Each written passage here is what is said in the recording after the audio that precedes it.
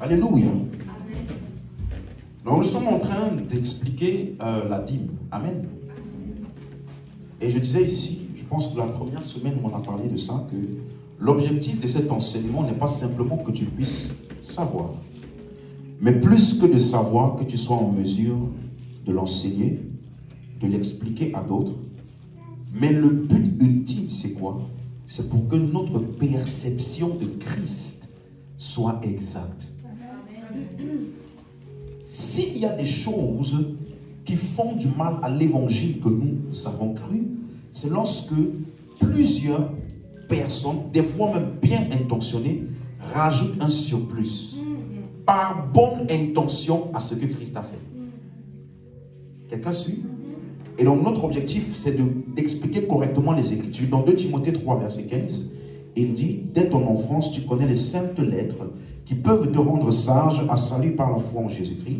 La suite, verset 16, toute Écriture est inspirée de Dieu et utile pour enseigner, pour convaincre, pour corriger et instruire dans la justice. Nous avons vu que l'expression les Écritures parle des livres de l'Ancien Testament.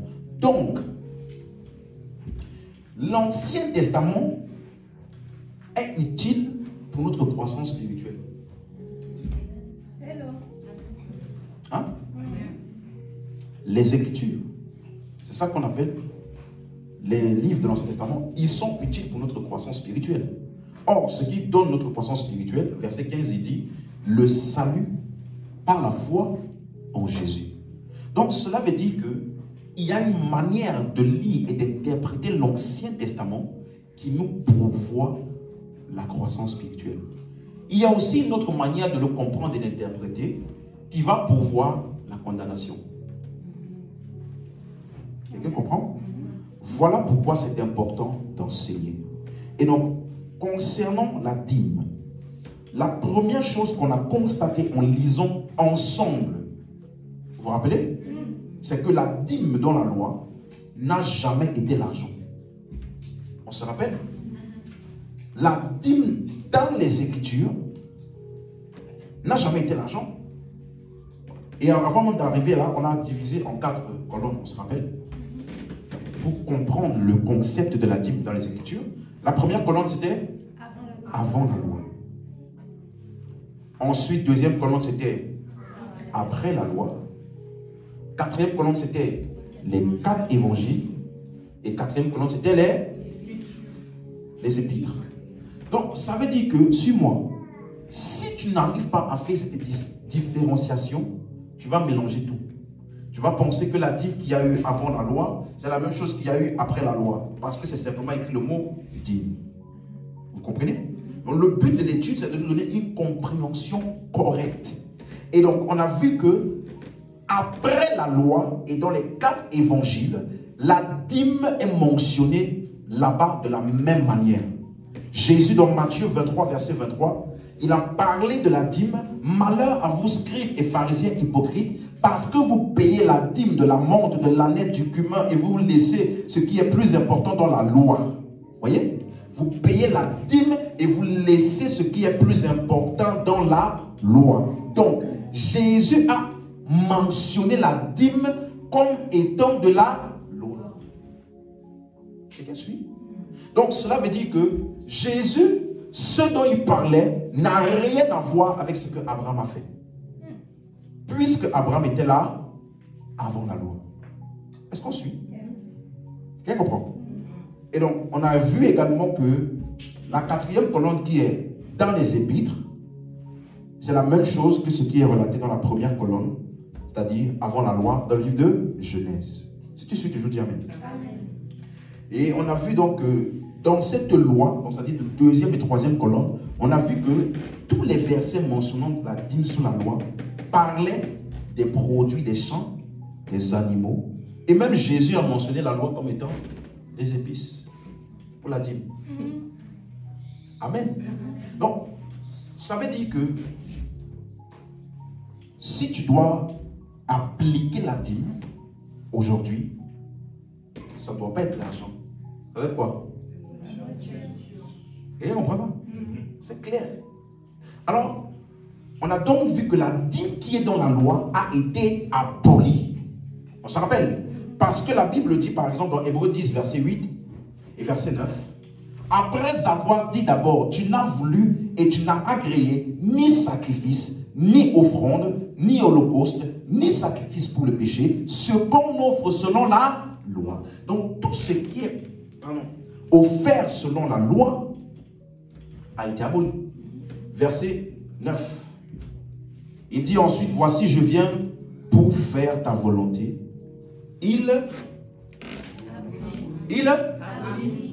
Ainsi la première chose pour établir la...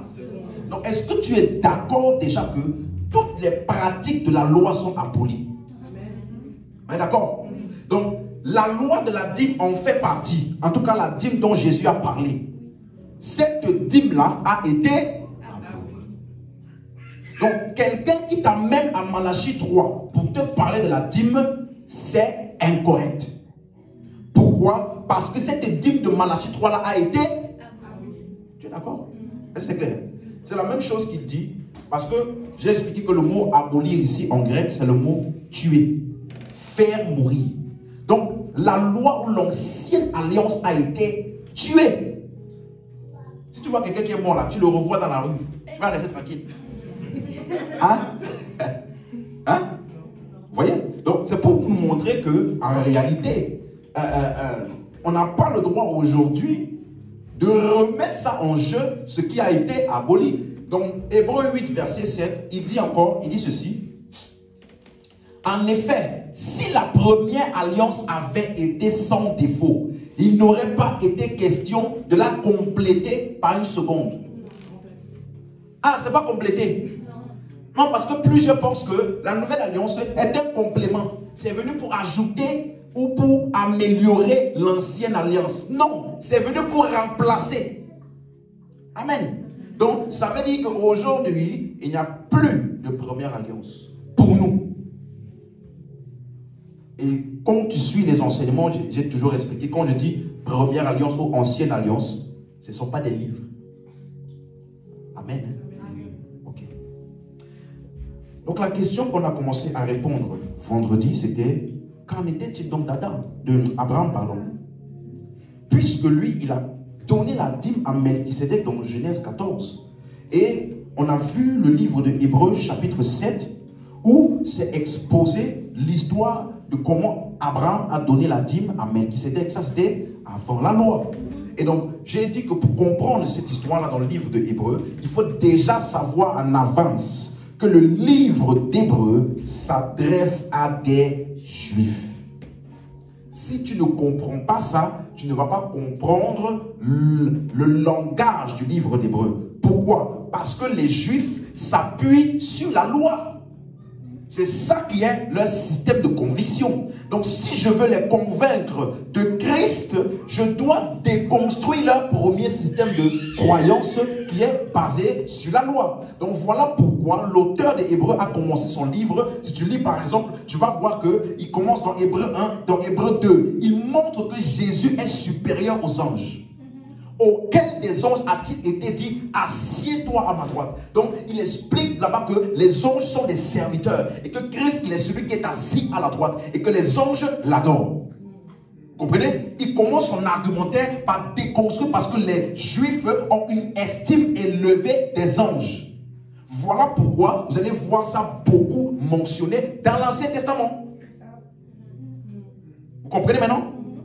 Plusieurs d'entre eux vénèrent, ils ont une estime trop élevée des anges. Et donc, l'auteur des Hébreux commence d'abord à déconstruire leur système de pensée pour montrer que Jésus est supérieur aux anges. Ensuite, dans Hébreux 3, tu vas voir comment il commence à expliquer que Jésus est supérieur à Moïse. Il dit, Moïse est fidèle dans la maison de Dieu comme serviteur. Mais Christ, lui, il est comme fils. Donc il établit la suprématie de Christ sur Moïse. Ça c'est dans Hébreux 3. Vous voyez comment il fait son argumentaire. Dans Hébreux 4 maintenant, il montre la suprématie de Christ sur Josué et la terre promise. Il dit que si Josué les avait fait entrer dans la terre promise, on n'aurait pas donné une promesse d'un repos après. Donc, là où Josué les a amenés, là, n'est pas le vrai repos. Il dit maintenant, pour nous qui avons cru, nous sommes entrés dans le repos. Selon que Dieu aussi s'est reposé de ses œuvres depuis le 7e jour. Quelqu'un comprend? Donc, il fait ça. Et maintenant, quand il arrive dans Hébreux 5, il établit la suprématie de Jésus sur le sacerdoce de la loi. C'est-à-dire que Jésus est un souverain sacrificateur qui est supérieur à toute la sacrificature qui est constatée dans la loi. On appelle ça le sacerdoce d'Aaron, le sacerdoce lévitique, c'est la même chose. Quelqu'un suit? Donc, et c'est comme ça qu'il arrive maintenant où? Dans Hébreux 7. Toujours pour montrer la suprématie de Jésus sur le sacerdoce de la loi. Pourquoi? Il mentionne maintenant Melchisédek. Les non-croyants ne connaissent pas Melchisédek. Les non-juifs, pardon. Donc pourquoi on mentionne Melchisédek? C'est parce que l'audience est... Tu suis toujours? Et il commence en expliquant que dans Psaume 110, verset 4, il y avait une prophétie, l'Éternel l'a juré, et il ne s'en repentira point. Tu es sacrificateur pour toujours, à la manière de... Donc, il prend une prophétie dans le livre de Psaume, et il va expliquer que ça parle de Jésus, et que ce type de sacrificateur-là est supérieur au type de sacrificateur qu'on voit dans la loi. Pourquoi? Parce que Abraham a donné la dîme à qui? Melchisédek. Et c'est Melchisédek-là qui a béni Abraham. Vous voyez? Et il dit que l'inférieur est béni par le supérieur. Quelqu'un comprend? Vous comprenez son argument? Il ne parle pas de la dîme. Hein? Il n'est pas en train d'enseigner sur la dîme. Lisons un verset pour voir. Dans Hébreux chapitre 7, verset 1. Hébreux 7, verset 1. Tout le monde suit? En effet, ce Melchisédek, roi de Salem, sacrificateur du Dieu très haut, qui alla au-devant d'Abraham lorsqu'il revenait de la défaite des rois, qui le bénit. La suite. Et à qui Abraham donna la dîme de tout, qui est d'abord roi de justice d'après la signification de son nom, ensuite roi de Salem, c'est-à-dire roi de paix. Quelqu'un suit? Verset 3 maintenant. On décrit, on dit, qui est sans père, sans mère, sans généalogie, qui n'a ni commencement de jour, ni fin de vie, mais qui est rendu semblable au Fils de Dieu, ce Melchisédek demeure sacrificateur à perpétuité. Donc j'ai expliqué que l'expression sans père, ni mère, sans généalogie, ça a un rapport avec la tribu de Lévi. Parce que selon la loi, quelqu'un suit? D'après la loi, pour que tu puisses être appelé sacrificateur, il faut que tu sois descendant de la tribu de Lévi. Mais il dit qu'on voit un sacrificateur là-bas qu'on appelle Melchisédek. Lui, il n'a aucun lien. On ne trouve ni son père, ni sa mère, ni sa généalogie, nulle part dans les annales du registre de la tribu de Lévi. Vous suivez? On n'est pas en train de dire qu'il n'a ni père ni mère. Vous suivez? C'est par manque de compréhension de ça que plusieurs ont dit que Melchisédek là, c'est Jésus qui était venu sous forme d'homme. Avant. Vous comprenez? Mais par contre, il parlait du fait que c'est un sacrificateur qui n'est pas de la tribu de Lévi. Regardez verset 13. En effet, verset 13. En effet, celui de qui ces choses sont dites appartient à une autre tribu, dont aucun membre n'a fait le service de l'autel. Donc celui dont on parle là, il n'a pas de tribu qui appartient à Lévi, qui est la tribu de laquelle doivent sortir ceux qui servent sur l'autel. Comprenez? La suite. Car il est notoire que notre Seigneur est sorti d'où? Suivez maintenant. Tribu dont Moïse n'a rien dit pour ce qui concerne le sacerdoce. Quelqu'un comprend? La suite. Cela devient plus évident encore quand il paraît un autre sacrificateur à la ressemblance de Melchisédek. Donc, vous voyez que ici, Melchisédek, donc, il est mentionné par rapport au fait qu'il n'est pas de la tribu de Lévi. Mais il est quand même appelé sacrificateur. Donc, de la même manière que Jésus aussi est annoncé comme dans la prophétie étant sacrificateur. Mais il est sorti de la tribu de Juda. Quelqu'un comprend? Donc, qu'est-ce qu'on appelle sacrificateur selon l'ordre de Melchisédek? Qui n'est pas de la tribu de Lévi. C'est clair? Un sacrificateur, mais qui n'est pas de la tribu de Lévi. Donc, à l'ensemble, m'explique la suite. Institué. Voici maintenant comment est-ce que Jésus, lui, il a été institué sacrificateur. Regardez. Institué, non d'après la loi d'une ordonnance charnelle. Ça, c'est la loi de Moïse. Donc, cette loi-là, pour être sacrificateur, tu dois sortir de la tribu de Lévi. C'est ça qu'on appelle loi d'une ordonnance charnelle. Mais lui, il est institué non pas selon la loi, mais selon la puissance d'une vie. Donc, ce qui a institué Jésus, c'est sa résurrection. Parce qu'après sa résurrection, il ne peut plus mourir. La puissance d'une vie impérissable. Si tu suis, dis amen. Donc, ça veut dire que le sacerdoce de Christ est institué par sa résurrection et non pas selon la descendance de Lévi ou selon la loi ou selon l'ordre d'Aaron. Voilà pourquoi on dit qu'il est sacrificateur pour toujours. Écoute-moi, si tu comprends pourquoi on appelle Jésus sacrificateur pour toujours. Rappelez-vous, un sacrificateur, c'est quelqu'un qui fait médiation devant Dieu pour nous et qui offre des sacrifices pour nous. C'est ça que le sacrificateur faisait vis-à-vis du peuple. Et on dit que notre sacrificateur qui est Jésus là, il est sacrificateur pour toujours. Ça te donne déjà une idée du fait que ce que lui il offre là a une validité éternelle. Regardez quelque chose. Au verset 17, il dit ceci. Car ce témoignage lui est rendu. Tu es sacrificateur pour... Quelqu'un suit? Selon l'ordre de... Donc, en d'autres termes, en français facile, tu es sacrificateur pour toujours parce que, pardon, selon le modèle de Melchisédek qui n'est pas sorti de la tribu de Lévi. Mais tu es sacrificateur. Comprenez? Verset 18, il dit ceci. Quand il dit donc qu'il y a un nouveau sacrificateur qui va arriver, non pas selon les standards de la loi, mais selon l'ordre de Melchisédek, qu'est-ce que ça implique? Il y a ainsi...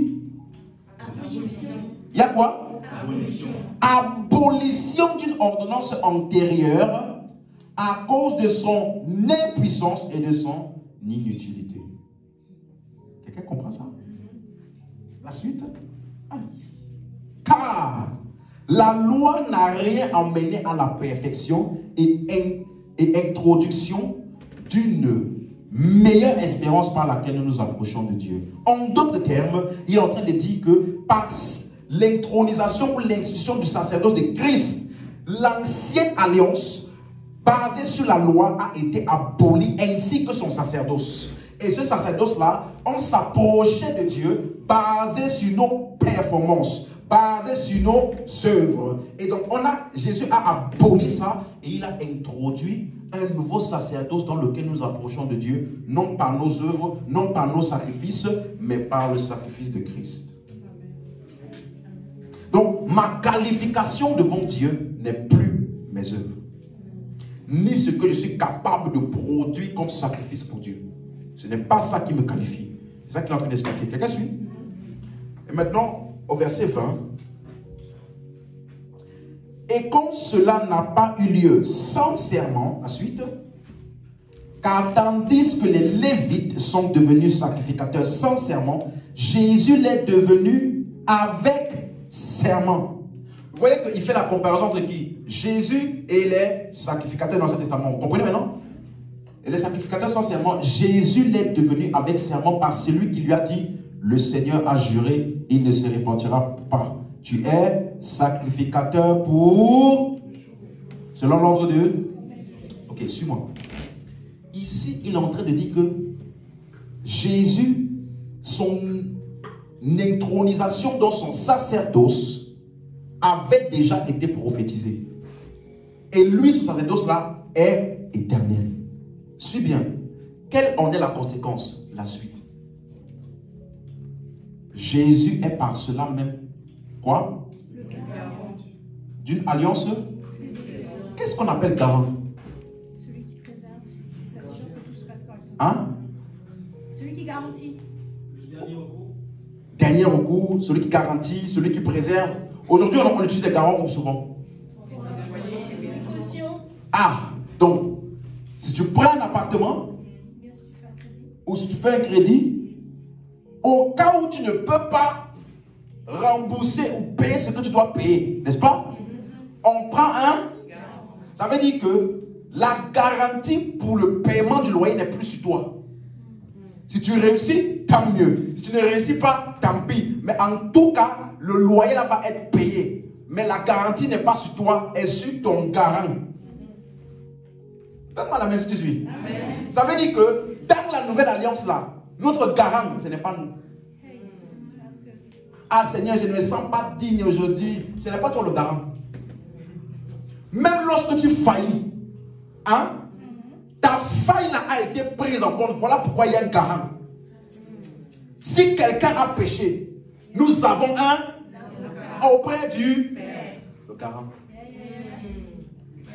Donc, un chrétien qui pêche ou qui tombe ou qui a une faille, ça n'enlève en rien sa position devant Dieu. Pourquoi? Nous avons un garant. Parce que si tu pouvais garantir par toi-même, on n'aurait pas eu besoin de te demander un garant. Si tu pouvais payer le loyer là par toi-même, de manière sûre, on n'aurait pas demandé prévoir un.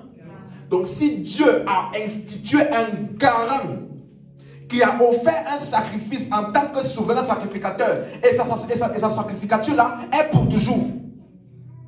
Donc, suis-moi, il n'y a aucun moment dans toute ta vie, jusqu'à l'éternité, où tu seras en manque de garant. Donc, tu es sécurisé pour toujours. Quelqu'un suit ça? Regardez la conséquence. Verset 23.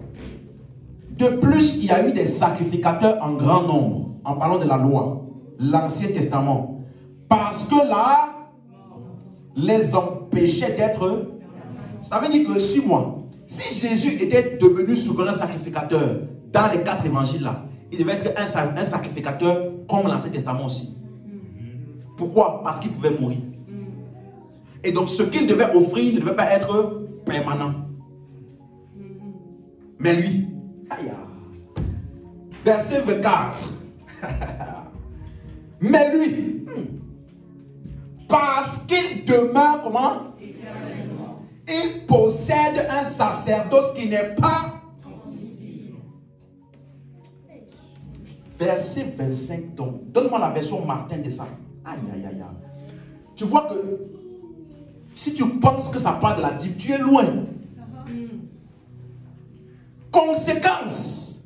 C'est pourquoi. On dit c'est pourquoi là, ça veut dire quoi? C'est la conséquence de tout ce qu'il a expliqué. Jésus est souverain sacrificateur. Il est le garant, souverain sacrificateur pour toujours. Et que lui là, son sacerdoce n'est pas transmissible parce qu'il est permanent. Quelle est la conséquence de ça pour toi et moi? C'est pourquoi il peut sauver. Sauver comment? Pour toujours. Dis ça plus fort. Pour toujours. Donc, ceux qui s'approchent de Dieu par lui, ceux qui s'approchaient de Dieu par les souverains sacrificateurs et les sacrifices de l'Ancien Testament là, eux là, ils pouvaient douter de leur salut. Parce que ce n'était pas permanent. Mais lui, il est souverain sacrificateur pour toujours. Il peut donc sauver comment? Ceux qui s'approchent de Dieu par... Quelle est la garantie de ça? Étant toujours vivant. Pour être leur garant. C'est ça qu'on appelle l'intercession. Donc, suis-moi. Il est en train de t'expliquer que, en tant que croyant, si tu as cru ou tu t'es approché de Dieu par Christ, ton salut là est garanti pour toujours. Quelqu'un suit ça? Donc, si tu as peur de perdre le salut, peut-être que ce n'est pas Jésus qui t'a sauvé. Parce que ce que lui sauve, il est sauvé pour toujours. Amen. Ça, c'est la vérité de l'évangile. Mon salut est garanti de manière éternelle. Si quelqu'un donc a péché, pasteur, si on pêche, comment on fait? Est-ce que Dieu, il ne punit pas un peu? Quelqu'un m'a posé cette question-là, quand je suis parti à la mission. Est-ce que Dieu ne punit pas quand même un peu pour nous montrer que ce n'est pas bien? Est-ce que Dieu ne punit pas un tout petit peu pour nous montrer que ce n'est pas bien? Mais si Dieu avait l'intention de punir tous ceux qui pêchent, pourquoi envoyer Jésus, qui est l'agneau de Dieu qui vient pour ôter le péché? Quelqu'un comprend ça? C'est contradictoire avec ce que Christ a fait. Dieu ne punit pas. Lorsque nous étions pécheurs, qu'est-ce qu'il a fait? Il est mort. C'est ça que Dieu fait pour tous ceux qui pêchent. Il leur offre le salut. Amen. Amen. Donc, tous ceux qui utilisent Hébreux 7 pour dire que Jésus perçoit la dîme, ils n'ont pas compris. Parce que pour certains, comme Melchisedec a reçu la dîme, Abraham, nous aussi, Jésus reçoit nos dîmes. Non, ils n'ont pas compris ce dont il était question ici. Tout le livre de Hébreux 7 montre que le sacerdoce de Christ n'est pas de recevoir, mais plutôt donner. Jésus ne reçoit pas la dîme, c'est lui qui s'est donné et s'est offert lui-même. Dis amen encore. Amen. Donc si tu as compris les enseignements, est-ce que Melchisedec était-il un homme? Oui. Hein? Oui. Est-ce qu'il a vécu pour toujours? Non. Donc, pourquoi est-ce qu'on a mentionné? À cause de son sacerdoce. Il était un sacrificateur, mais n'était pas de la tribu de Lévi. Et Abraham, qui est l'ancêtre de Lévi, a payé la dîme à Melchisedec.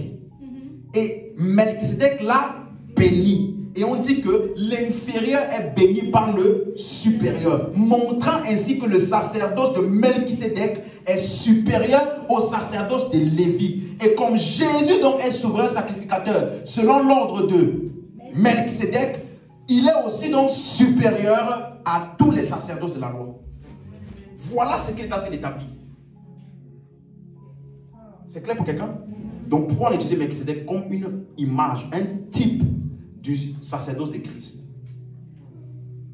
C'est bon? Donc quelqu'un te parle encore, qui est Melchisedec? C'est un homme normal, qui était un roi et qui était aussi sacrificateur. Voyez? Et donc il a été utilisé comme une image, un type de la sacrificature ou du sacerdoce de Jésus. Sauf que pour lui, Jésus là, c'est éternel. Donne-moi la main si tu as suivi. Amen. Donc, maintenant, je vais répondre aujourd'hui à la question de savoir pourquoi donc Abraham lui a donné la dîme. Suis-moi bien. Si tu as compris tout ce que j'ai expliqué là, nulle part on a dit que Dieu a demandé à Abraham de donner la dîme là. Hein, tu es d'accord? On a vu ça quelque part? Non. Personne n'a demandé à Abraham de faire ça. Il a fait de son propre chef. Tu es d'accord? Et donc, d'où lui venait ça? Alors, j'ai fait pour vous une étude. Et je vais vous donner un background historique. Je vais lire beaucoup, hein, donc soyez attentifs. Pour nous aider à comprendre, parce que historiquement, ce qu'on appelle la dîme du butin de guerre était une pratique qui existait avant Abraham. Quelqu'un suit? C'est un livre historique qui nous parle de ça. Ce ne sont pas des livres, ce n'est pas extra-biblique ce que je fais, parce que je vais juste chercher la compréhension d'un mot. Vous voyez, aujourd'hui, si je parle, j'écris un livre, aujourd'hui je mentionne le TGV. Peut-être dans 50 ans, il n'y aura plus de TGV. Si tu veux comprendre ce que TGV voulait dire dans ma lettre, il faut que tu regardes les écrits contemporains de moi pour savoir ce que TGV là voulait dire. Comprenez? Donc, quand tu vois Abraham a donné la dîme du butin de guerre, de quoi parlait-il? Alors, il y a un homme qui s'appelle David Root qui a fait des recherches, ok? Et mes recherches sont tirées de ses recherches à lui. Dans un livre qui est intitulé, bon, c'est des livres en anglais, hein, ok, je vais traduire en français pour vous. Dans un livre qu'on appelle On the Acquisition of Territory and Property by Right of Conquest. Ça, c'est un livre. Nom d'un livre, ça. Je mets comme ça, toi aussi si tu veux rechercher, va vérifier. Hein? Ça ne va pas dire le pasteur entre inventé. Sur l'acquisition, donc ça veut dire sur l'acquisition des territoires et des propriétés par droit de conquête. Il est écrit dans ce livre-là au sujet des Grecs, de la même manière, les Grecs aussi, les Carthaginois, les Romains dévouaient 1/10 du butin de guerre à leur divinité. C'était une pratique qui existait depuis l'Antiquité concernant les Grecs et les Romains. Donc c'était un moyen d'adoration à leur divinité. Un autre, Hérodotus, dans Greek Religion. C'est ça le nom du livre. Greek Religion. Il a écrit la Ligue grecque contre la Perse, fondée en 481, avouait le 10e du butin de guerre au sanctuaire, et cela s'est produit après Salamis et Platéa. Vous suivez? Un autre livre, Spoil and Compensation, ça veut dire butin. Spoil là, c'est butin. Spoil of War, butin de guerre. Donc c'est un livre qui parle vraiment de comment ça se passait lorsque quelqu'un gagnait une guerre, qu'est-ce qu'il faisait. Il est écrit au cours du XIIe siècle. Les preuves indiquent clairement l'importance croissante de la guerre dans la vie des villes, en particulier au Portugal, à Léon, en Castille et en Aragon. Des indications précises de cette évolution sont fournies par l'intérêt croissant manifesté par les rédacteurs des chartes municipales dans 3 domaines étroitement liés au butin. Le premier est la demande royale de percevoir l'impôt de 1/5 du butin de guerre, un impôt que les souverains chrétiens ont hérité de la pratique musulmane consistant à mettre de côté une partie des gains du djihad pour Allah. Quelqu'un dit ça? On va lire. Il y a 10 livres. Donc là, ça fait combien? 2. C'est le 3e? Oui. Ok. 4e. Roman Expansion. Voilà, c'est là. Ça veut dire expansion romaine jusqu'à 133 ans avant Jésus. Quelqu'un comprend? Voici ce qu'il est écrit. Pour son rôle courageux dans la prise de la ville de Corioli en Volscie, Caius Marcius, refusant d'accepter 1/10 du butin, fut nommé Coriolanus. En fait, pour t'expliquer, c'était une manière d'honorer et de reconnaissance. On va voir dans le cas d'Abraham, vous allez voir. C'était une pratique qui existait depuis des années. Vous suivez? Dans un autre livre, Political, Social, Economic, Military Organization, ça veut dire organisation politique, sociale, économique et militaire. À l'époque d'Abou Bakr, le butin de guerre apportait beaucoup de richesses à l'État. Les biens meubles gagnés comme butin sur le champ de bataille étaient connus sous le nom de ganima. Les 4/5 du butin de guerre étaient immédiatement distribués aux soldats qui avaient participé à la bataille. Le 1/5 restant revenait à l'État. Cette part d'1/5 à l'État était divisée en 3 parties. Une partie allait à la famille du saint prophète, une autre partie au calife et une dernière partie était consacrée à l'aide sociale. Vous voyez maintenant? Donc c'était une habitude. Tu vas à la guerre, tu prends toujours un pourcentage pour les autres. Soit pour les divinités, soit pour le peuple. C'était une pratique récurrente. Dans l'encyclopédie 1911, la dîme est définie comme une forme d'impôt séculier et ecclésiastique consistant généralement, comme le nom l'indique, en 1/10 des propriétés et produits d'un homme. Cet impôt trouve probablement son origine dans le tribut prélevé par un conquérant ou un dirigeant sur ses sujets et peut-être la coutume de consacrer 1/10 du butin de guerre à des dieux. Et cela a conduit à l'extension religieuse de ce terme. Donc les offrandes originelles à la divinité étaient des prémices. Donc, quelqu'un comprend? Dans cette coutume, dans l'encyclopédie, ils expliquent que cette coutume était presque universelle dans l'Antiquité. Elle l'est depuis des milliers d'années dans plusieurs cultures de plusieurs pays. Donc, là maintenant dans l'encyclopédie, là, ils citent plusieurs livres. Par exemple, pour la Grèce et la Rome, il faut voir l'auteur Polyhuissois dans le livre Reencyclopédia, page 2306 et 2423. Pour la Babylone, lit l'auteur Jastrow dans son livre Religion of Babylonia and Assyria, page 668. Pour la Chine, Lej, dans le livre Chinese Classique, page 119. Et pour l'Égypte, voir l'auteur Maspero dans son livre Struggle of Nation, page 312. Eh, pasteur, pourquoi tu lis tout ça? Tu vas comprendre après. Donc, l'encyclopédie continue en disant la notion générale d'impôt et de tribut l'emportait souvent sur celle de la dixième partie, de sorte que chez Dion, Alican et Philon, et dans la loi métomane, la dîme n'est parfois que 1/5 du dixième. Ensuite, un autre livre, Social Conquest of Warfare in Anglo-Saxon England.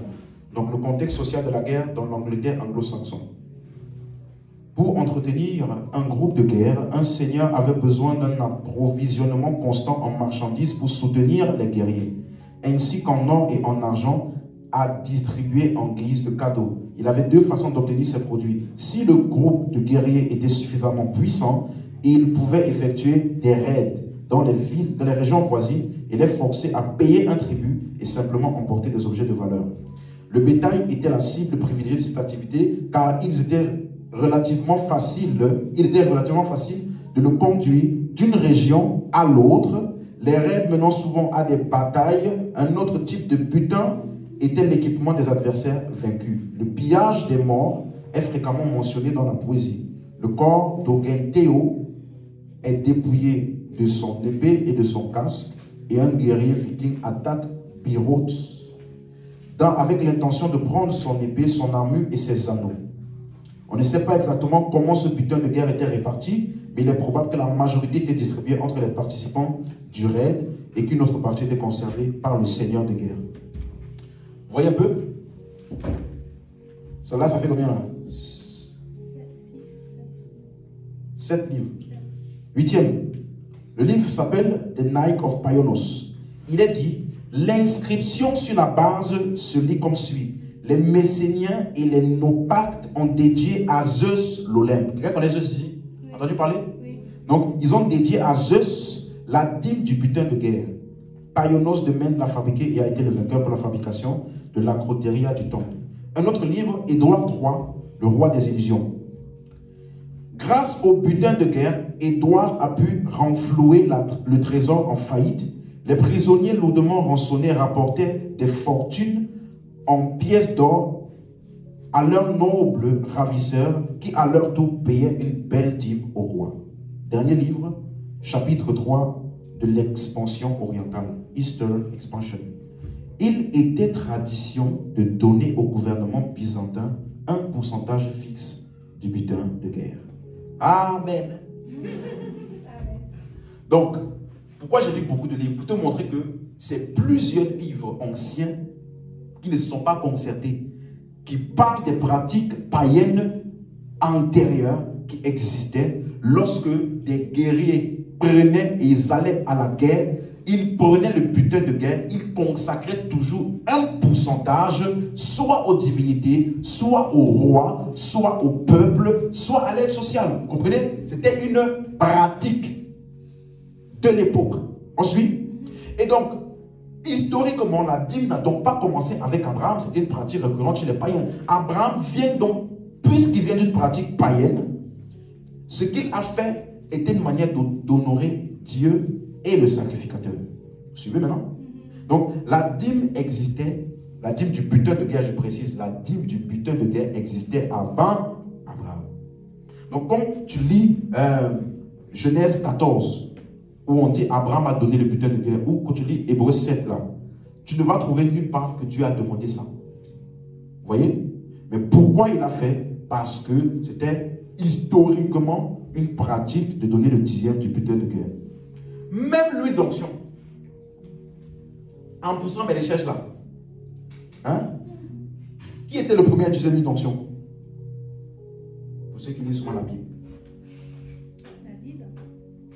Huile d'onction. David, Jean-Pierre. Qui? Jacob. Jacob. Jacob. Eh, merci frère.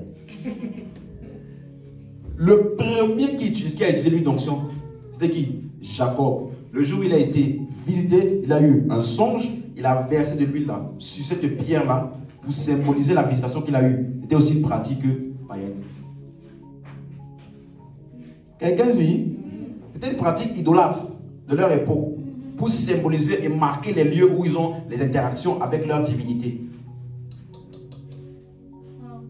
Quelqu'un suit ça? Donc, c'est la même chose que Abraham a fait. Lorsqu'il a gagné la guerre, il a offert 1/10 du butin de guerre à la divinité. En fait, ils offraient ça aux divinités ou à ceux qui représentaient les divinités en reconnaissance du fait que je reconnais que c'est toi qui m'as aidé à gagner. Vous voyez? Par exemple, regardez dans Genèse 14. 14 verset 20. Lorsque Melchisedec bénit Abraham. Hein? Regardez. Béni soit le Dieu très haut qui a fait quoi? Livrer tes ennemis. Livrer tes ennemis entre terres. Qu'est-ce qu'Abraham a fait? Donner la dîme de tout. Vous voyez, non? C'était une pratique pour reconnaître que la divinité, là, c'est elle qui m'a aidé. Donc, voici. Dans ce que j'ai gagné là, voici. Je donne ça à ton représentant pour ça. Quelqu'un comprend maintenant? Donc, ce n'était pas quelque chose comme Jacob aussi. Il a versé lui sur la pierre là. Même aujourd'hui, dans certaines de nos pratiques africaines là, ils mettent soit du sang ou de l'huile sur des pierres, sur des lieux, pour marquer ça comme un autel ou un endroit dans lequel ils adorent leur Dieu. C'est ça que Jacob a fait. Et c'est ça que Abraham a fait pour montrer de l'honneur à leur coutume. Et même, aïe, aïe, aïe, laisse-moi, je vais te dire ça après.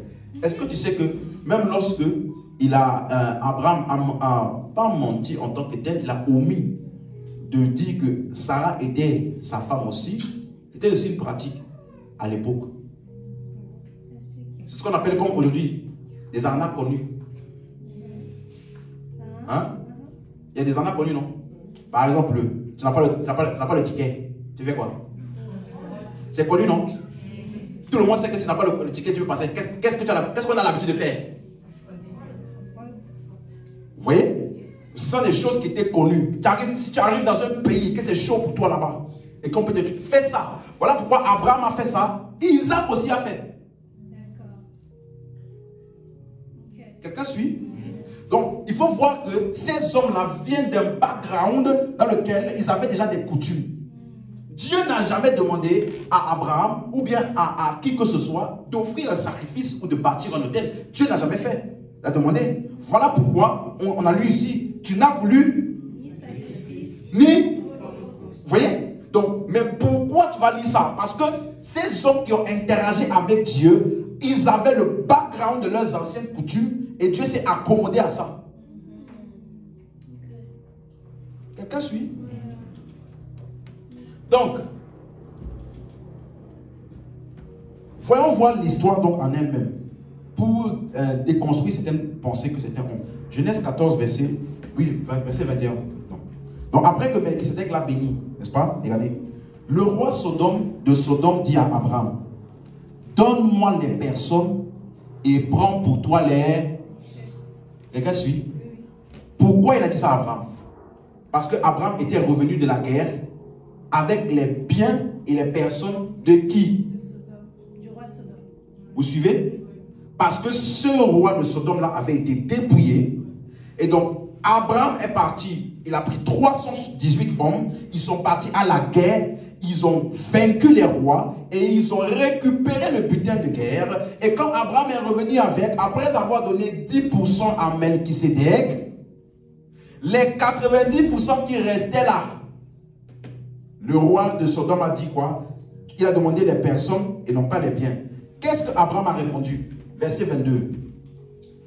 Abraham répondit au roi de Sodome, je lève la main vers... Si quelqu'un doit appliquer la dîme d'Abraham, tu dois faire comme ça aussi. Hein.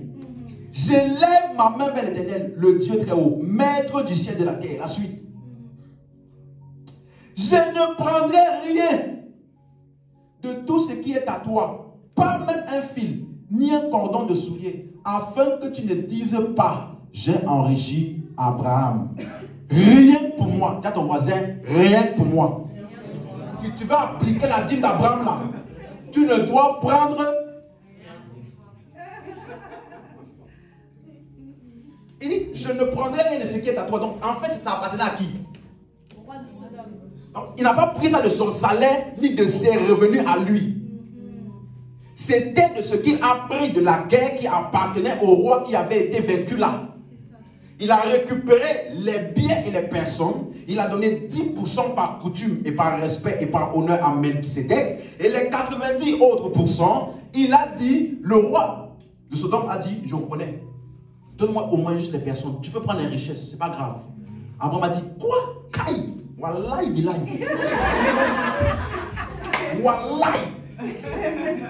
Ni même un fil je prends. Donc, suis-moi. Ça veut dire que si Abraham a pris quoi pour lui-même? Tu es d'accord? Qu'est-ce qu'il a donné à Melchisédek? 10%. Ça symbolisait quoi? La dîme. La dîme. Pourquoi? En honneur. On comprend?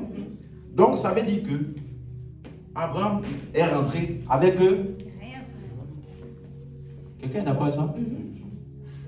Deuxième idée à déconstruire. Si, je vous pose la question, est-ce que Abraham a fait ça pour être riche financièrement? Non. Parce que la Bible nous dit, avant Genèse 14 là, hein, dans Genèse 13, verset 1. Regardez, hein. Abraham remonta d'Égypte vers le midi, lui, sa femme et tout ce qui lui appartenait, et Lot avec lui. Verset 2. Abraham était comment? Dis à ton voisin, très riche. Donc avant de donner la dîme là, il était déjà très riche. Donc ce n'est pas la dîme qui a ouvert les cieux, hein, pour le rendre comment? Je suis d'accord. Il était déjà, écoute-moi, en troupeau, en argent, en fait c'est parce qu'il était riche là, qu'il a gagné la guerre. Parce qu'il avait assez d'hommes. Quelqu'un comprend ça? Verset 3. Il dirigea ses marches du midi jusqu'à Bethel, jusqu'au lieu où était sa tente, au commencement entre Bethel et Haï. Verset 4.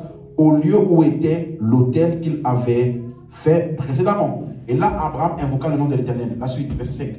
L'homme qui voyageait avec Abraham avait aussi des brebis, des bœufs, des tentes. La suite. Et la contrée était insuffisante pour qu'ils demeurassent ensemble. Car leur bien était si considérable qu'ils ne pouvaient pas demeurer ensemble. Donc, tu vois que Abraham était très riche. Lot aussi. Donc, Abraham n'a pas fait ça pour être riche.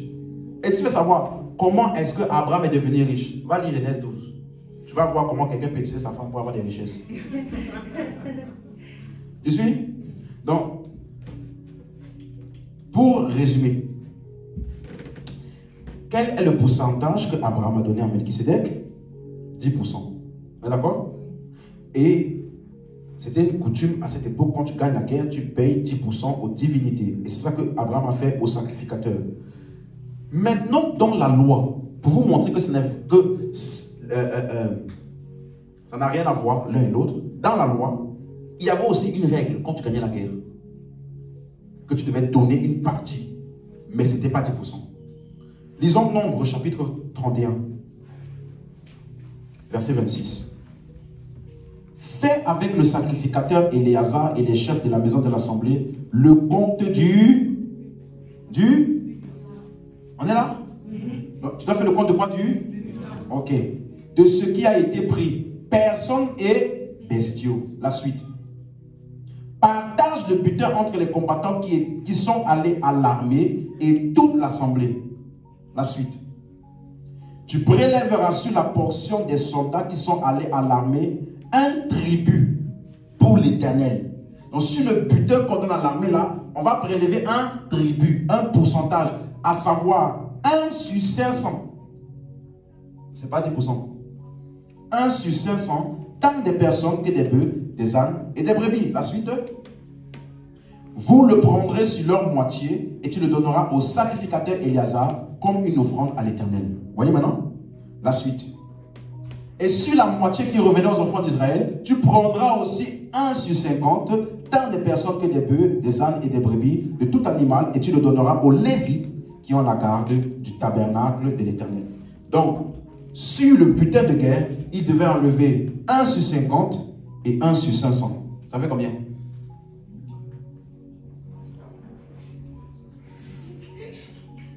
Eh, mathématiques.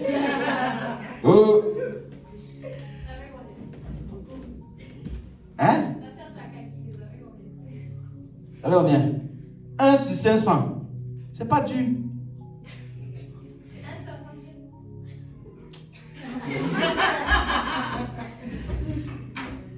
1 sur 50.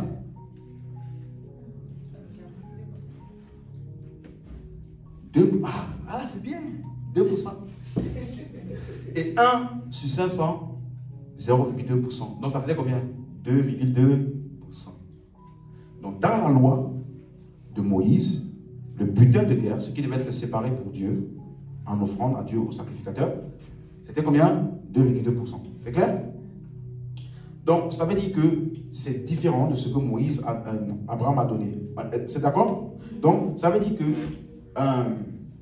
Abraham n'était pas riche parce qu'il a donné la dîme. Est-ce qu'au moins ça là, tout le monde est d'accord? Hein? Et comme on a vu, il n'a rien pris de ce qu'il a donné la dîme. Il n'a rien pris. D'accord? Donc, nulle part la dîme n'a été utilisée pour la prospérité. Note ça. C'est une très bonne chose. Nulle part la dîme n'a été utilisée pour la prospérité. Nulle part. Donc, Hébreux 7 là, ça parle du sacerdoce et non pas de la dîme. Une autre personne que les gens utilisent souvent, Genèse 28, verset 20. Jacob fit un vœu en disant, si Dieu est avec moi et me garde pendant ce voyage que je fais, s'il me donne du pain à manger et des habits pour me vêtir, la suite, et si je retourne en paix à la maison de mon père, alors l'Éternel sera mon Dieu, la suite. Cette pierre que j'ai dressée pour monument sera la maison de Dieu et je donnerai la dîme de tout ce que tu me donneras. Ça là, beaucoup de personnes disent que Jacob aussi a donné la dîme, n'est-ce pas? C'est écrit là. C'est écrit que Jacob a donné la dîme. Hein? C'est écrit que Jacob a donné la dîme. Il a fait une. Tu as vu écrit quelque part où il a répété ça? Hein? Est-ce que c'est écrit quelque part où Jacob a respecté ça? Donc, Jacob aussi, comme son aïeul, c'est avec la mentalité de cette coutume-là. Pourquoi? Parce que son frère était en guerre contre lui, était en train de le tuer. Frère, si tu as entre la vie et la mort, là, il y en a des gens qui font des vœux. Hein? Tu sais le nombre de vœux que tu as déjà fait, en tout cas c'était chaud là. Si tu me donnes le travail, Seigneur, mon premier salaire en entier, je te donnerai. Quand l'argent vient, bam! Seigneur, tu comprends, on a des charges. On a des charges. On a des charges, Seigneur. Donc, ça semble plus comme s'il est en train de suivre la coutume. Parce que dans les deux cas, Dieu n'a demandé ça à personne. Ok? Donc ça, c'est clair maintenant pourquoi Abraham a donné la dîme. On comprend? C'était par coutume. Maintenant, revenons à la dîme de la loi là. Il y a un point que j'aimerais toucher pour terminer aujourd'hui. Dans la loi, suivez-moi, il y a 3 types de dîmes payés par le peuple. Et beaucoup de gens ne vous disent pas ça. D'ailleurs, beaucoup ne savent même pas. Et avant d'aller même t'expliquer, laisse-moi te choquer un peu. J'avais dit ça, que la dîme qu'on payait dans la loi n'était pas 10%. Tu suis? Donc quand le peuple d'Israël payait la dîme, ce n'était pas 10%. C'était combien? J'espère que je vais pouvoir faire le calcul avec vous aujourd'hui. Amen. Donc, premier type de dîme, on appelle ça la dîme du Seigneur ou la dîme des Lévites. Nombre 18, verset 20. L'Éternel dit à Aaron, tu Tu ne posséderas rien dans leur pays et il n'y aura point de part pour toi au milieu d'eux. C'est moi qui suis ta part et ta possession au milieu des enfants d'Israël. Verset 21. Je donne comme possession aux fils de Lévi toute dîme en Israël pour le service qu'ils font, le service de la tente d'assignation. Donc lorsque le peuple d'Israël est entré dans la terre promise, lorsque le peuple d'Israël, ils allaient entrer, Dieu a donné une règle. Moïse a donné une règle. Ils vont faire le partage des terres entre 11 tribus et non pas 12. La tribu de Lévi n'aura pas de possession. Quelqu'un comprend? Eux, ils n'auront pas de possession. Donc, comme ils n'auront pas de possession, verset 20, il dit, c'est moi qui serai ta part. Il n'y aura point de part pour toi au milieu d'eux. C'est moi qui suis ta part et ta possession. Vous voyez? Donc, eux, leur mission, c'est seulement de faire quoi? Servir dans le temple, servir Dieu pour le peuple. Donc, comme c'était ça, Dieu a donc dit, je vous donne 10% de ce que tout le monde possède. C'est clair? Est-ce qu'on suit? Maintenant, dans Josué chapitre 21, verset 4, voici comment on leur a donné les terres. On tira le sort pour les familles des Kéhatites et les Lévites du fils du sacrificateur Aaron eurent par le sort 13 villes de la tribu de Juda, de la tribu de Siméon et de la tribu de Benjamin. Chez vous, vous lisez du verset 9 au verset 19. Vous allez voir, c'est bien cité toutes les villes. Verset 19. Le total des villes des sacrificateurs, fils d'Aaron, 13 villes et leurs banlieues. Chez vous, vous lisez du verset 9 au 19. Il va bien citer toutes les villes là-bas. Donc, ici, 13 villes furent accordées dans chacun des territoires des tribus. Vous suivez? Donc, la tribu de Juda avait plusieurs villes. Parmi les villes-là, on a donné quelques villes aux Lévites. Parce que ce n'est pas tous les Lévites qui vivent dans le temple. Vous suivez?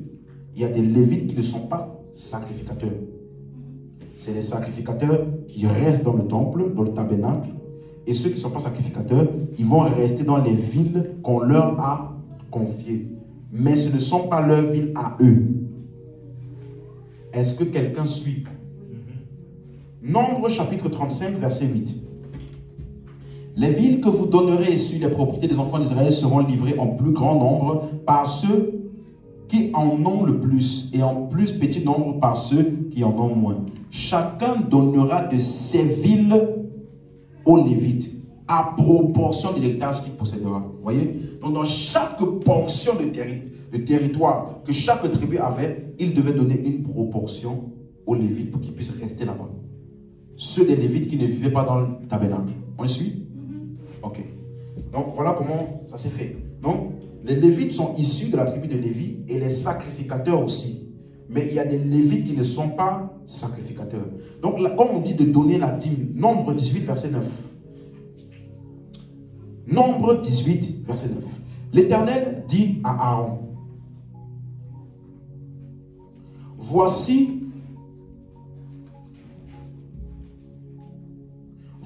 de tout ce qui t'appartiendrait parmi les choses qui sont très saintes, qui ne sont pas consumées par le feu, toutes leurs offrandes, tous leurs dons, tous leurs sacrifices d'expiation, tous les sacrifices de culpabilité, ces choses très saintes seront pour toi et tes fils. Verset 10. Vous les mangerez dans un lieu très saint. Notez bien ça. Vous les mangerez dans un lieu très saint. Ici, il parle aux sacrificateurs. Tout mâle en mangera, vous les regarderez comme saints. La suite. Voici encore ce qui t'appartiendra, tous les dons que les enfants d'Israël présenteront par élévation, en les agitant de côté et d'autre, je te les donne à toi et à tes fils et à tes filles avec toi, par une loi perpétuelle, quiconque sera pu dans ta maison en mangera. Donc, ici, c'est pour les Lévites, précisément les sacrificateurs. Et donc, ils devaient les manger où? Dans un lieu très saint. C'est-à-dire dans le temple. On est d'accord? Mais regardez un détail. Au verset 31, il y a un détail. Il parle toujours de ça et après il dit, vous la mangerez en un lieu quelconque.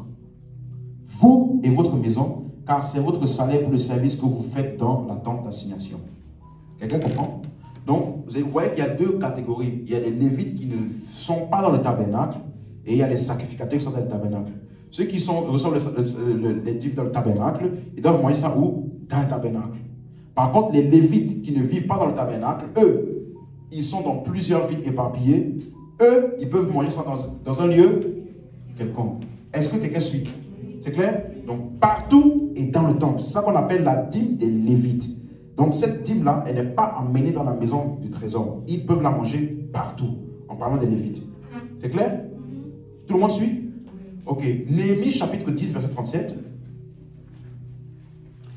D'apporter aux sacrificateurs dans la maison de notre Dieu les prémices de notre pâte et nos offrandes, des fruits de tous les arbres, du mou et de l'huile, et de livrer la dîme de notre sol acquis aux Lévites.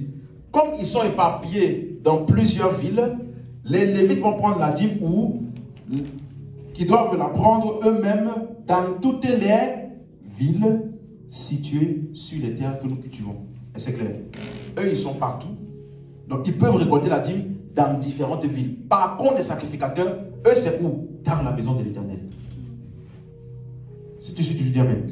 Donc, ça veut dire que, en fait, quand on dit dans Malachie 3.10, apporter les dîmes dans la maison du trésor, ce n'est pas de cette dîme-là qu'on parle de la dîme des Lévites. Parce que je vous avais déjà expliqué, qui apporte la dîme dans la maison du trésor? Parce qu'il donne la dîme de la dîme de la dîme. C'est clair? Vous voyez? Donc, le peuple, il donne la dîme aux Lévites et les Lévites donnent la dîme aux sacrificateurs. C'est clair? Et donc, les Lévites, là, eux, ils peuvent prendre ça dans les différentes villes. Par contre, les sacrificateurs, comme ils sont dans le temple, ils reçoivent la dîme des Lévites. C'est clair? Tout le monde a suivi? Donc, voilà pourquoi tu vas voir dans Lévitique 27, verset 30. Donc, suivez-moi. La dîme qui est payée par le peuple, c'est payé à qui? Aux Lévites. C'est clair? Oui. Le peuple paye la dîme aux Lévites. C'est clair? Ok. Lévitique 27, verset 30. Oui, c'est ça. Toute dîme de la terre, soit des récoltes de la terre, soit du fruit, appartient à l'Éternel. C'est une chose consacrée à l'Éternel. Si quelqu'un veut racheter quelque chose de sa dîme, il ajoutera un cinquième. 32. Toute dîme de gros et de menu bétail, tout ce qui se passe sous la houlette sera une dîme consacrée à l'Éternel. On n'examinera point si l'animal est bon ou mauvais, on ne fera point d'échange. Si on remplace un animal par un autre, il sera l'un comme l'autre chose sainte et nous pourrons être rachetés. Amen. 2 Chroniques, chapitre 31, verset 15. Donc la dîme était pour les Lévites et aussi pour les sacrificateurs. Les Lévites sont hors du temple, les sacrificateurs dans le temple. C'est clair? C'est ça qu'il explique dans 2 Chroniques 31, verset 15. Dans les villes sacerdotales, donc ce sont les villes dans lesquelles il y a les Lévites. Éden, Mijamin, Josué, Shemaïja, Amaria, Shekania étaient placés sous sa direction pour faire fidèlement les distributions à leurs frères, grands et petits, selon les divisions. Verset 19. Et pour les fils d'Aaron, les sacrificateurs qui demeuraient à la campagne dans les banlieues de leur ville, il y avait dans chaque ville des hommes désignés par leur nom pour leur distribuer les portions à tous les mâles des sacrificateurs et à tous les Lévites enregistrés. Vous voyez, donc il y avait une distribution qui se faisait. Ça, c'est ce que le peuple donnait pour les Lévites. C'était consacré à Dieu et c'était offert aux Lévites. La dîme. Est-ce que vous suivez? Toujours pour faire cette distinction-là, sacrificateur, Lévite. Néhémie 10, 34. Nous tirâmes au sort, Néhémie 10, 34. Nous tirâmes au sort, regardez les trois catégories, sacrificateur, Lévite et... C'est clair? Au sujet du bois qu'on devait chaque année apporter en offrande à la maison de notre Dieu, selon nos maisons paternelles, à des époques fixes, pour qu'il fût brûlé sur l'autel de l'Éternel, notre Dieu, comme il est écrit dans la loi. La suite. nous résolûmes d'apporter chaque année à la maison de l'Éternel les prémices de notre sol, les prémices de tous les fruits des arbres, de tous les arbres. La suite, d'amener à la maison de notre Dieu, aux sacrificateurs qui font le service dans la maison de notre Dieu, les premiers-nés de nos fils et de nos bétails, comme il est dans la loi, les premiers-nés de nos bœufs. 37, d'apporter aux sacrificateurs dans la chambre de la maison de notre Dieu, les prémices de notre pâte, de nos offrandes, des fruits de tous les arbres, du mou, de l'huile, et de livrer la dîme de notre sol aux Lévites qui doivent prendre eux-mêmes dans toutes les villes situées sur les terres que nous cultivons. Donc il y avait les sacrificateurs dans les chambres de la maison et il y avait les Lévites qui pouvaient prendre dans toutes les villes. Amen. Néhémie 13, verset 10. On lit beaucoup. C'est bon pour la croissance spirituelle. Très très bien. J'appris aussi que les portions des Lévites n'avaient point été livrées et que les Lévites et les chantres chargés du service s'étaient enfuis chacun dans son territoire. Vous voyez, il y a les Lévites et il y a les Lévites et les chantres chargés du service qui s'étaient enfuis chacun dans son territoire. Donc, ça c'est le premier type de dîme. La dîme du Seigneur qui était donnée aux Lévites, parmi lesquels il y avait les sacrificateurs et il y avait ceux qui n'étaient pas sacrificateurs. C'est clair? On appelle ça la dîme du Seigneur ou la dîme des Lévites. Donc, ça fait déjà combien? Donc, chaque fois que le peuple avait quelque chose, fruit du sol, les animaux, il devait séparer 10%. Pour qui? Les Lévites. C'est clair? Ok. Deuxième type de dîme. Là, on appelle ça la dîme du festival. Ce n'est pas la même chose. Chez vous, vous allez lire Deutéronome 12, du verset 1 jusqu'au verset 19. Moi, je vais juste prendre les versets pertinents pour qu'on gagne du temps. Ok? Donc, Lévitique 12, verset 1. Ah, pardon, Deutéronome 12, verset 1. Deutéronome 12, verset 1. Voici les lois et les ordonnances que vous observerez et que vous mettrez en pratique aussi longtemps que vous y vivrez dans le pays. Retiens bien ça. Dans le pays. Donc les lois là, c'est pour un pays. C'est pour le pays. On est d'accord? Dans le pays dont l'Éternel, le Dieu de vos pères, vous donne en possession. Verset 6, vous gagnez du temps. C'est là que vous présenterez vos holocaustes, vos sacrifices, vos dîmes, vos prémices, vos offrandes en accomplissement d'un vœu, vos offrandes volontaires et les premiers-nés de votre gros et de votre menu bétail. Verset 7. C'est là que vous mangerez devant l'Éternel votre Dieu et que vos familles et vous et vos familles, vous ferez servir à votre joie tous les biens par lesquels l'Éternel votre Dieu vous aura béni. Est-ce que ici vous voyez qu'il parle au peuple d'apporter leur dîme dans ce lieu-là et c'est le peuple qui va manger? C'est là que vous ferez quoi? Manger. Vous voyez? Donc la dîme qu'on a vu tout à l'heure là, c'était uniquement les Lévites et les sacrificateurs qui mangeaient. Ici, c'est le peuple qui ramène sa dîme jusqu'au temple ou alors le lieu de l'Éternel. Et là-bas, là, chacun fait quoi? Mange sa dîme. C'est chic, hein? Verset 7. Oui, on est verset 7. Verset 11. Alors, il y aura un lieu que l'Éternel, votre Dieu, choisira pour y faire rester son nom. C'est là que vous présenterez tout ce que je vous ordonne, vos holocaustes, vos sacrifices, vos dîmes, vos prémices et les offrandes choisies que vous ferez à l'Éternel pour accomplir la suite. C'est là que vous vous réjouirez devant l'Éternel votre Dieu, vous, vos fils, vos filles, vos serviteurs, vos servantes, et le Lévite qui sera dans vos portes, car il n'a ni part ni héritage avec vous. Verset 13 maintenant, regardez bien.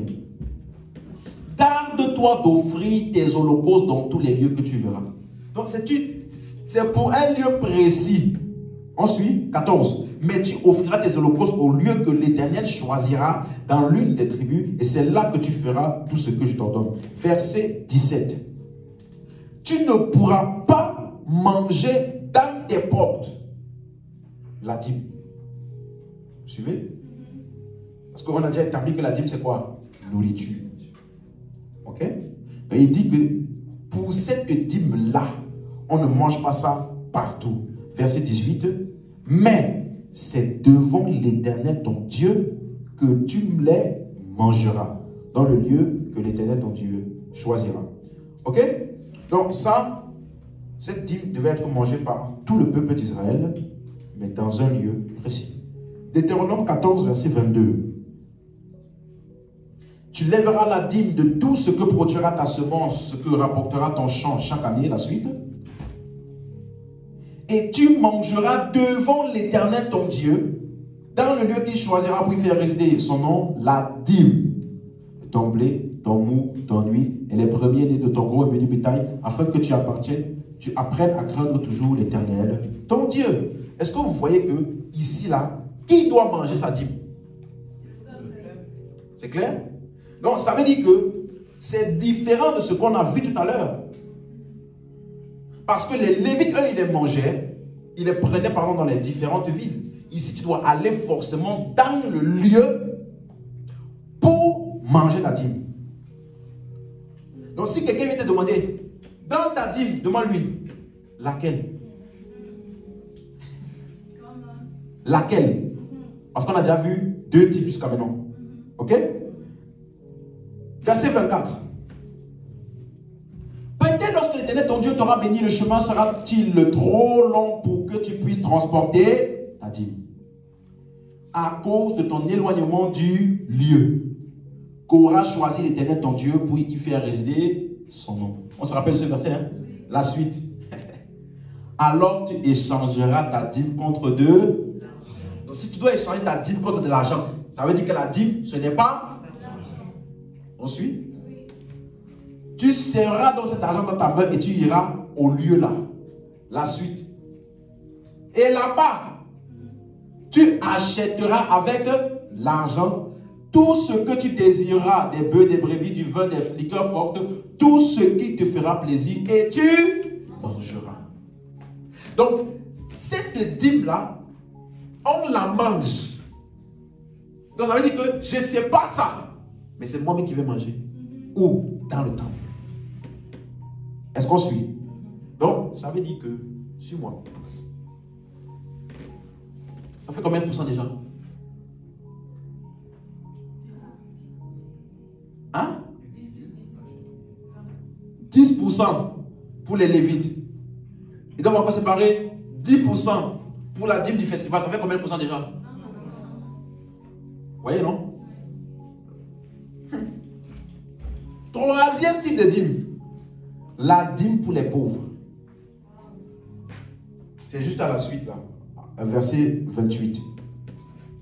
Maintenant, suivez. Au bout de 3 ans, combien d'années? 3 ans. Tu sortiras toute la dîme de tes produits pendant la 3e année et tu la déposeras dans tes portes. Donc, ça veut dire que chaque 3 ans, tu dois prendre encore une dîme, tu ne manges pas, tu ne donnes pas aux Lévites, tu déposes devant tes portes. Pour qui? La suite. Alors viendra le Lévite qui n'a ni part ni héritage avec toi, l'étranger, l'orphelin, la veuve, qui seront dans tes portes, et ils mangeront et se rassasieront, afin que l'Éternel ton Dieu te bénisse dans tous les travaux que tu entreprendras de tes mains. Quelqu'un suit maintenant? Deutéronome 26, verset 12. Lorsque tu auras achevé de lever la dîme de tes produits, la 3e année, l'année de la dîme. Donc il y a une année qu'on appelle quoi? L'année de la dîme. Ok. Dans cette année-là, tu la donneras aux Lévites, à l'étranger, à l'orphelin, à la veuve, et ils mangeront et se rassasieront dans tes portes. Donc, suis-moi. Ça fait combien? 30%.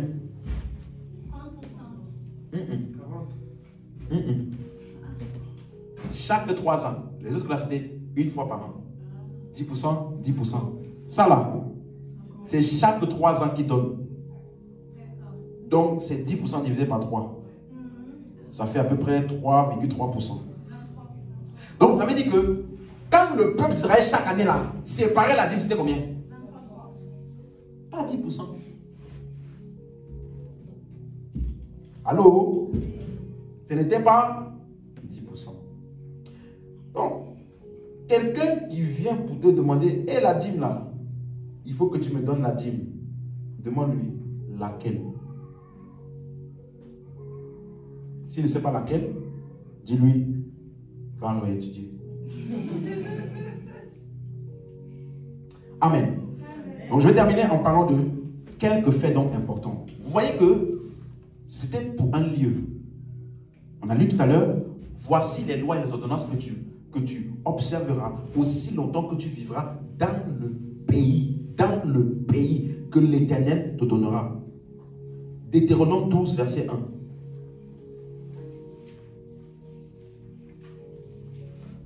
Voici les lois et les ordonnances que vous observerez et que vous mettrez en pratique aussi longtemps que vous vivrez où? Dans le pays. Dans l'Éternel, le Dieu de vos pères, vous donne à possession. Suivons. Ça veut dire ceci. Écoute bien. Premier fait sur la dîme. Pendant les 40 ans dans le désert, où ces instructions ont été données là, elles n'ont jamais été appliquées pendant les 40 ans dans le désert.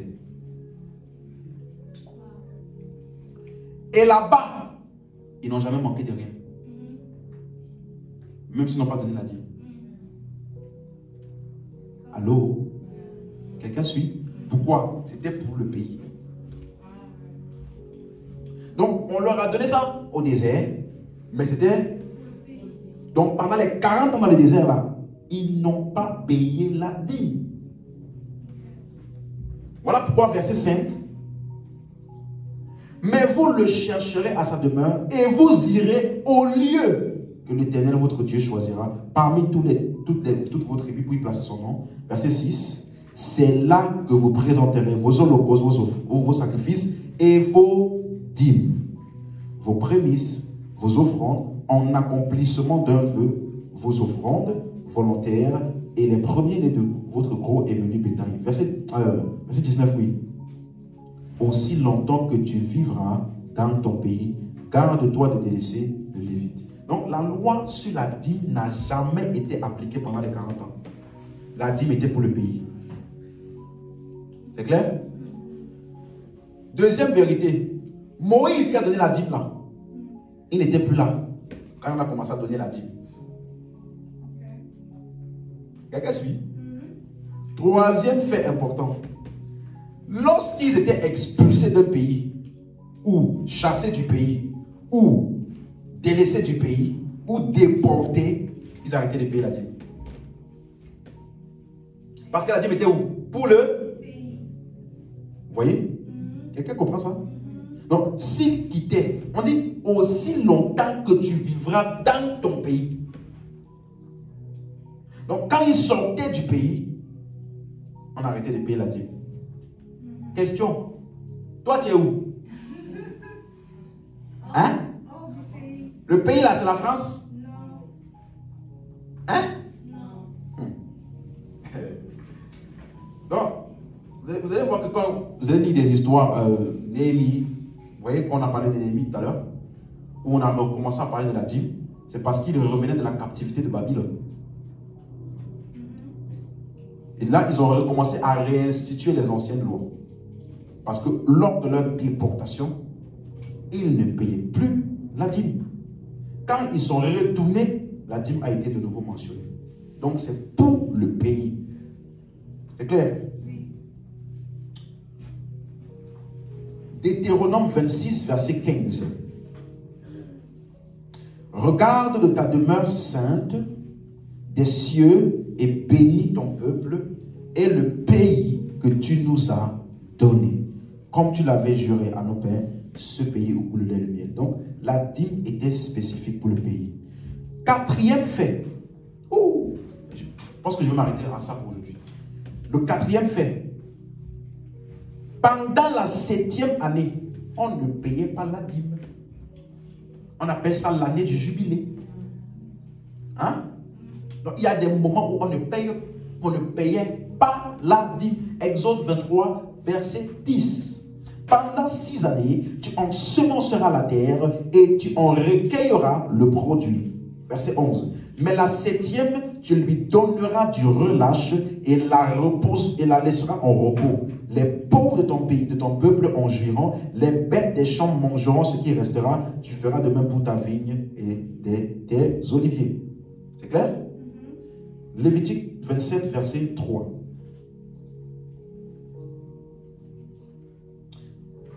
Pendant 6 années, tu ensemenceras ton champ. Pendant 6 années, tu travailleras ta vigne et tu recueilleras le produit. Bon, je vous laisse lire chez vous jusqu'au verset 12. Mais lisons le verset 11. La 50e année, verset 11. Oui, Lévitique 27.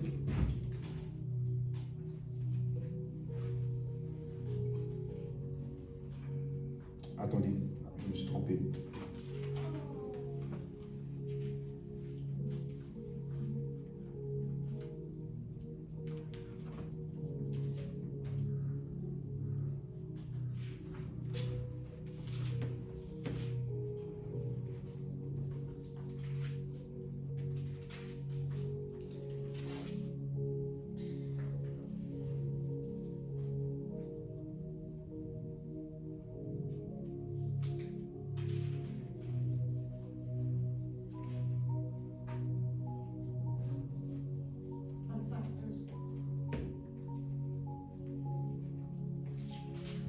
« 25, 11. » Ok. C'est ça. 25, 11. La 50e année sera pour vous le jubilé. Ok? Vous ne sèmerez point, vous ne moissonnerez point ce que les champs produiront d'eux-mêmes. Et vous ne vendangerez point la vigne. Donc si vous ne récoltez rien, or la dîme, c'est la dîme du fruit des champs. Donc si vous ne récoltez rien, vous ne donnez. On appelle ça l'année du jubilé. Verset 12. Car c'est le jubilé. Vous le regarderez comme une chose sainte. Vous mangerez le produit de vos champs. Donc, cette année-là, personne ne paye la dîme. Verset 20. Si vous dites, que mangerons-nous la 7e année, puisque nous ne semons point et ne ferons point de récolte. Verset 21, je vous accorderai ma bénédiction la 6e année. Elle vous donnera des produits pour 3 ans. Vous sèmerez la 8e année et vous mangerez de l'ancienne récolte jusqu'à la 9e année. Jusqu'à la nouvelle récolte, vous mangerez de l'ancienne. C'est clair? Il y avait une année qu'on appelait l'année du jubilé. Personne ne paye la dîme. Donc, vous voyez que pourquoi on va aussi en détail? Pour te montrer que si tu veux appliquer la dîme, là, il faut bien appliquer tout. Donc après 7 ans, le pasteur doit venir. Peuple de Dieu, nous sommes à la 7e année. Il n'y a pas de dîme aujourd'hui. Et le peuple de Dieu dit Amen. Tu as déjà vu ça dans une église? Même en rêve, tu ne vas pas voir. Amen. Est-ce que j'ai le temps de toucher ça rapidement? Laisse-moi toucher un dernier point. Les pauvres ne payent pas la dîme.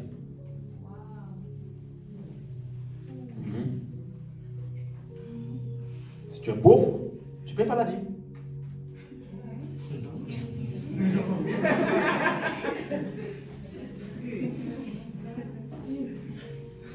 Quelqu'un sait ça?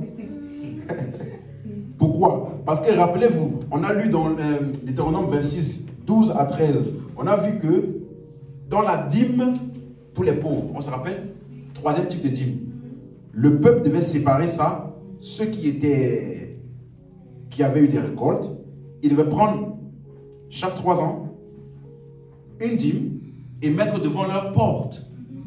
Qui était censé manger ça? Lorsque tu auras achevé de lever toute la dîme de tes produits, la 3e année, l'année de la dîme, tu la donneras aux Lévites, l'étranger, l'orphelin et la veuve, et ils mangeront et se rassasieront dans tes portes. Donc, le pauvre n'était pas censé payer ou donner la dîme. Au contraire, c'est eux qui recevaient ça pour manger. On va continuer vendredi. Amen. On va continuer vendredi. C'est clair? Donc, vous voyez que l'objectif de cet enseignement, c'est pour que tu puisses avoir une idée globale de comment ça fonctionnait sous la loi et pourquoi aujourd'hui c'est inapplicable. C'est inapplicable parce que tu dois séparer les Lévites, sacrificateurs, le peuple, tu dois chercher le temple, le lieu où c'était fait, et troisièmement, tu dois respecter les différentes périodes. Après 3 ans, tu dois respecter le jubilé. Vous voyez un peu? Tu dois respecter. Donc, si tu vas appliquer ça, tu dois appliquer ça à la lettre. Donc, ce serait pas très honnête de simplement prendre Malachie 3 et d'ignorer tous les versets de la dîme qu'on a jusqu'à maintenant. Puisque c'est sous la même dispensation. D'accord? La dîme, là, ce n'est pas mentionné seulement dans Malachie. Pourquoi on lit simplement Malachie? On laisse tous les autres versets là, qui sont remplis, qui parlent de la dîme. Vous voyez? Ça veut dire que notre objectif, l'objectif de cette personne, c'est simplement de te dire, donne 10% de ton salaire. Voilà. Sinon, ouvrir les cieux. Sinon, dévorateur. Vous voyez? Alors que dans l'Ancien Testament, quand on dit ouvrir les cieux, vous savez c'était pourquoi? Pour la pluie. Quand il y avait la sécheresse. Oui. Quand il y avait la sécheresse. Seigneur, Seigneur, Seigneur. Le jour où il pleut là, eux ils disent que les cieux sont. Mais toi aujourd'hui tu vas prier. Ouvre les écluses des cieux. Ouvre les cieux. Ouvre les cieux. Ouvre les cieux. Tu vois? Tu vois, non? Jusqu'à d'autres ont même inventé des chants dessus. Je ne vais pas chanter ça. Je ne vais pas chanter pour ça. On ne va pas dire j'ai dénigré le chant de quelqu'un. Quelqu'un comprend? Quand tu lis les Écritures correctement, tu vas comprendre de quoi il s'agit. Donc, la dîme n'était jamais l'argent. Deuxièmement, la dîme était donnée aux Lévites. Troisièmement, il y avait 3 types de dîmes. Quatrièmement, la dîme là, quand ils étaient dans le désert là, personne ne payait la dîme. Et il ne manquait de rien. Donc pourquoi le dévorateur ne les a pas attrapés là-bas? Ceux qu'ils appellent dévorateurs là, pourquoi le dévorateur là les a oubliés dans le désert? Pourtant c'est le meilleur endroit pour les achever un coup. Hein? C'est quand ils sont entrés dans le pays qu'ils ont commencé à payer la dîme. Est-ce qu'on suit? Et la dîme qu'Abraham a payée était par coutume et Abraham n'a pas payé ça pour être riche. Vous suivez? On a vu quoi encore? La dîme là, ce n'était pas 10%. Amen. Donc si aujourd'hui tu vois un juif là, tu te dis, chez nous on donne 10%, on donne la dîme, il va rigoler. Il va se moquer de toi, il va dire un ignorant. Parce que lui-même qui est juif, il ne paye pas la dîme. Il ne paye pas. Pourtant la loi là s'appliquait à lui. Lui qui est juif, il ne paye pas la dîme. Même en Israël aujourd'hui, on ne paye pas la dîme. Pourquoi? Le temple a été détruit. Tu vois? Même l'endroit où les personnes à qui on a donné la dîme là, eux ils ne font pas. Toi, tu n'es ni lévite, ni juif. Tu es dans un quartier quelque part là. Et toi, il faut que je donne la dîme. Parce que si je ne donne pas la dîme, mon mois va être compliqué. Et comme par hasard, comprends mon langage, comme par hasard, le mois où tu ne l'as pas donné là, je suis rentré à la maison, mon frigo ne marchait plus. Les dévorateurs, ma voiture est tombée en panne, les dévorateurs. Mais le moment où tu as donné la dîme et qu'il y a eu des événements malheureux qui sont arrivés, tu n'as pas comme par hasard aussi fait le lien. Hein? Je suis sûr qu'il y a quelqu'un ici là. Tu as déjà perdu un travail le moment où tu as payé la dîme. Hein? Vérifie.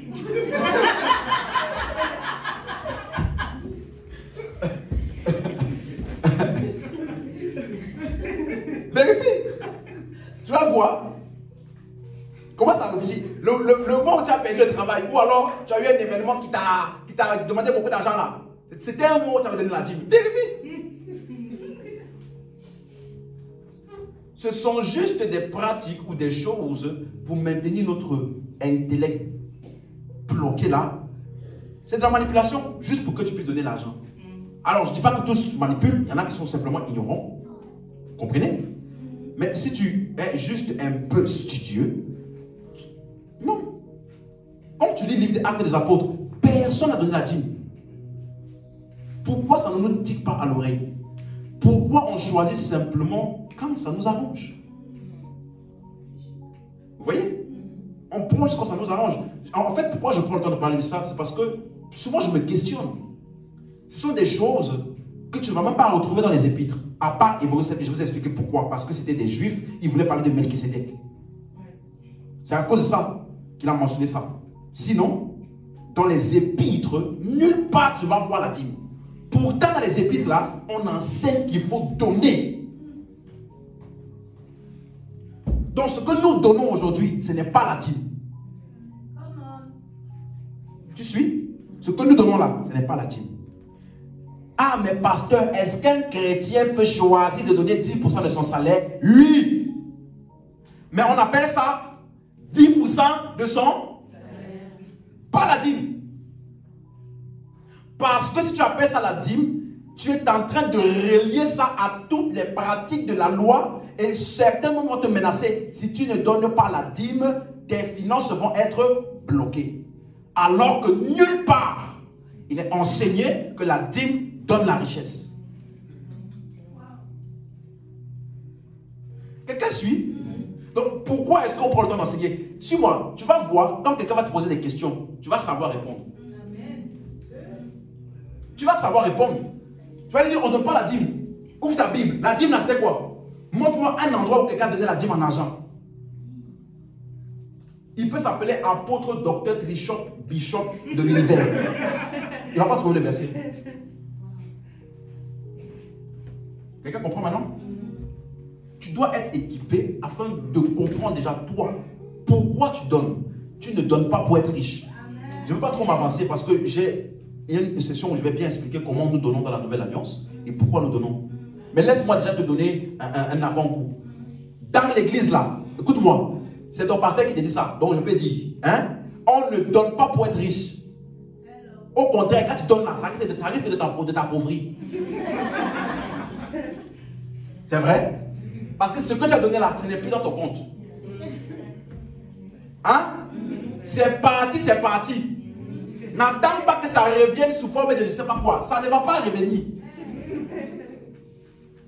Tu comprends? Mais bien au contraire, tu es en train d'amasser des trésors dans le ciel.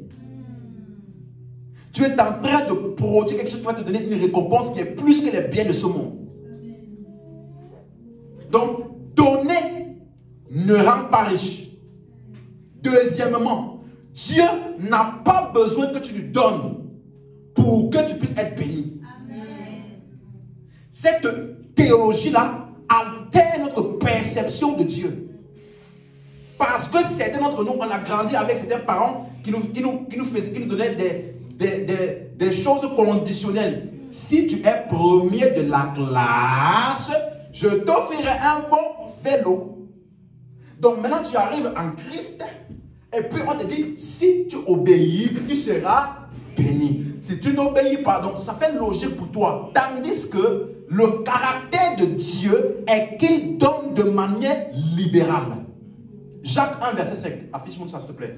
On peut se lever, on a terminé. Alléluia. Amen. Il faut que tu puisses... En fait, c'est ça l'objectif de cette série. Ce n'est pas juste de te dire, non, il faut que tu puisses avoir une bonne compréhension de Dieu. Regardez, si quelqu'un d'entre vous manque de... Qu'il demande à qui? Si tu regardes le mot à Dieu dans l'original, ce n'est pas écrit Dieu. C'est écrit le Dieu donateur. Le Dieu qui donne. Donc, c'est un nom et un adjectif. Tu vois? Comme on disait, le Dieu généreux. Ce n'est pas simplement à Dieu. Donc, il te dit que il faut que tu demandes avec la perception que le Dieu là. C'est un Dieu comment? En quoi est-ce qu'il est généreux? Regarde. Il donne aux chrétiens. Hein? À tous. Pas aux chrétiens. Il donne. Simplement, c'est mal traduit. Dans l'original, c'est libéralement. Ça veut dire sans mesure, sans condition. À tous. Sans reproche. Si je te dis, tu n'as pas la foi, c'est un reproche, non? Oui. Si je te dis, tu as péché aujourd'hui, c'est un reproche, non? Si je dis, tu n'as pas bien prié, c'est un reproche, non? Ça veut dire que pour que Dieu donne, il ne voit aucun reproche. Donc, ce n'est pas ta foi qui fait que Dieu donne. Ce n'est pas tes bonnes actions qui fait que Dieu donne. C'est un Dieu généreux qui donne à tout. Ça veut dire que quand Dieu donne, il ne regarde pas est-ce qu'il est chrétien, est-ce qu'il n'est pas chrétien. Hein? Donc, si toi, ta perception de Dieu, c'est quand je vais venir donner que lui, il va me... Tu as une perception de Dieu complètement biaisée et déformée. Voilà pourquoi tu as même peur de demander certaines choses. Parce que tu te dis, est-ce que je mérite vraiment? Je n'ai pas vraiment tout ce qu'il faut. Il donne sans reproche. Ça veut dire qu'il ne voit même pas une quelconque faute avant de donner. Voilà pourquoi au temps de Jésus, ce ne sont pas les croyants qui recevaient. Pardon, ce ne sont pas les croyants à qui il donnait. Allô? On apprenait les malades, il est guéri tous. Quelqu'un comprend ça? Ça, c'est le caractère de Dieu. Donc, c'est pour t'expliquer que voilà le vrai caractère de Dieu. Mais pourquoi dans la loi on parle de la dîme et autres? Au commencement, il n'en était pas ainsi. C'est à cause de la dureté de leur cœur. Amen. Gloire à Dieu. Dis avec moi, Père. Je te rends grâce. Ce que tu donnes libéralement, sans condition, sans reproche. Au nom de Jésus. Amen. Alors je vais t'inviter maintenant à parler à ce Dieu-là avec cette perception-là. Parce que quel que soit ce dont tu penses que tu as besoin, il donne libéralement. Sans condition, sans accusation, sans sans te dire, est-ce que tu as fait ça? Il a attrapé une femme en flagrant délit d'adultère. Donc elle se sentait coupable et sale. Elle avait besoin de quoi? De se sentir non coupable. Jésus est venu. Où sont tes accusateurs? Et il a dit, pardon, il a demandé où sont tes accusateurs? Elle a dit, ils ne sont plus là. Alors Jésus a dit, est-ce que tu regrettes ton action?